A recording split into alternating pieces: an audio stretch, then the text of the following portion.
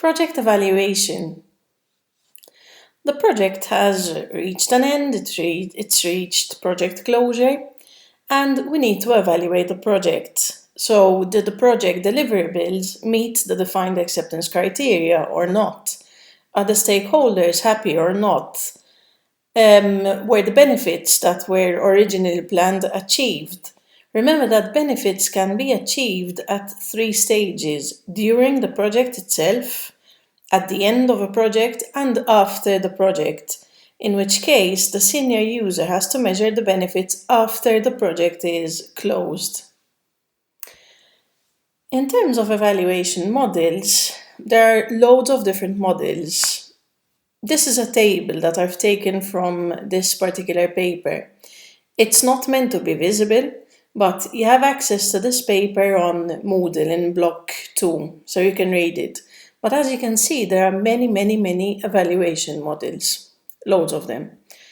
Each model, so these are the models, it's the second column, each model is grouped under a typology. So typology is like the group heading. So for example, here we have peer review, and peer review has these models. Case study here has 2 models. Technological forecasting has 1, 2, 3 models, etc. So for example, strategic here has 3, breakdown 3 structures has 1, 2, 3, statistical has 1, 6 sigma, etc. So each one has a typology, and then there's the evaluation model itself. Here I'm writing all the typologies. You don't need to learn these, it's just a way to group them. So different authors group them in different ways. This was one of the best ways that I found, but there's nothing to really learn about these titles.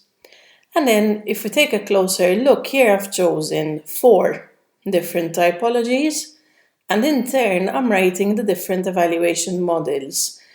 Note that I'm using the terms evaluation model and evaluation framework interchangeably. So if I say evaluation model or framework, it's these that I mean. This is a model or a framework. This is another one. This is another one. Same here. So it's not the typology, but it's the actual model that I'm referring to the framework. Here, for example, we have financial methods, and under financial methods, we've got internal rate of return. That's one way to measure a project's success or failure. Net present value and payback period. We've also got economic-based methods. So here, for example, we've got the cost-benefit analysis, social accounting matrix, experimental economics, and structural econometrics. For impact assessment, we have environmental impact assessment and social impact assessment. For strategic, we have SWOT analysis, strategy map, critical success factors. In this particular task, first of all, it's an S&D, and you need to carry out some research. So you need to read a little bit. So for example, if you're not really sure what net present value is, you can very easily look up what the method entails. You don't need to become an expert in it, you just need to understand the basics, and then be able to apply it to infrastructure Malta.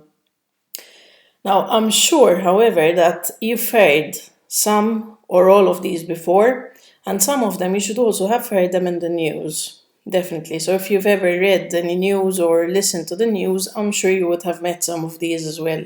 So whenever they talk about government projects, they normally refer to some of these.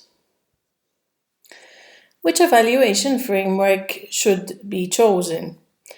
There's no one approach for all situations, so you need to combine elements of different approaches. The right mix of evaluation models needs to fit in with the basic values of the company or organization. You also have to look into the intent of the evaluation. What is it that they want to evaluate?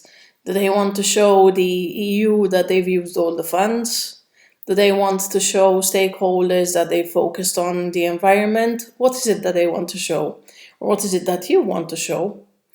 The nature of key stakeholders as well.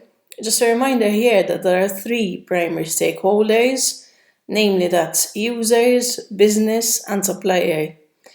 So when you're choosing evaluation models, somehow you have to keep these stakeholders happy.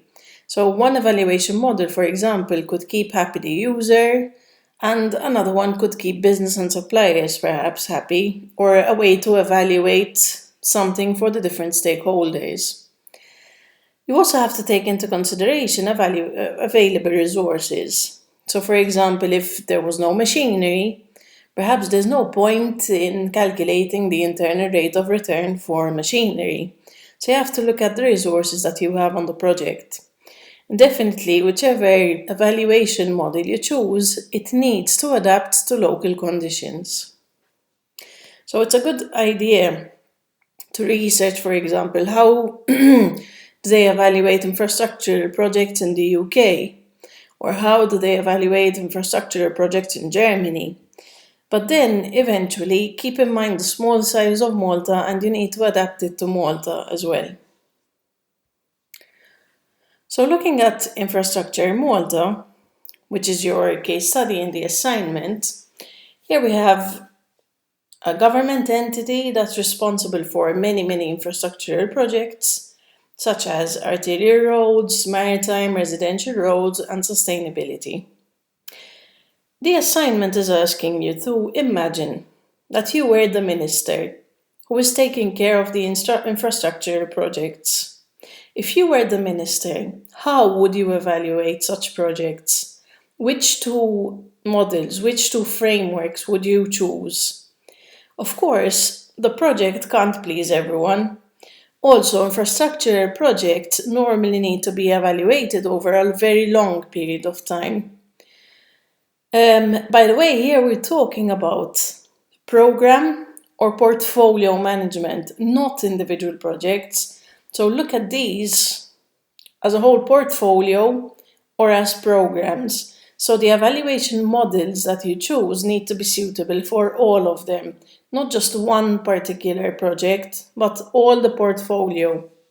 If you're still unsure about the difference between projects, programs, and portfolios, or need to revise, please take a look at Notes Pack 1. So major assignment 2, task 2A. This is an argumentative essay. It asks you to choose two evaluation frameworks or models for infrastructure Malta's program portfolio management. You need to justify each choice and briefly discuss how you would apply each framework. If you're unsure about how to go about writing an argumentative essay, look for tutorials. Moving on to task 2B. Task 2B is about return on investment. So we're talking about the project return here. Now, return on investment is a popular, versatile, and simple technique that is used extensively. In fact, it is in itself an evaluation method, but here I've isolated it because it's very often used. The formula to calculate return on investment is very simple. All we're doing here is subtracting the costs from the benefits divided by the costs of the project. In other words, we need two pieces of information here. We need to know what the benefits were, the gains from the project, and the cost of the project. Now, benefits, there's a little issue with them because there's a difference between hard benefits, tangible benefits, and intangible benefits or soft benefits. Infrastructure projects often need to soft returns, intangible returns, so it's a bit more difficult to measure them, which means that you need to develop an argument to measure them.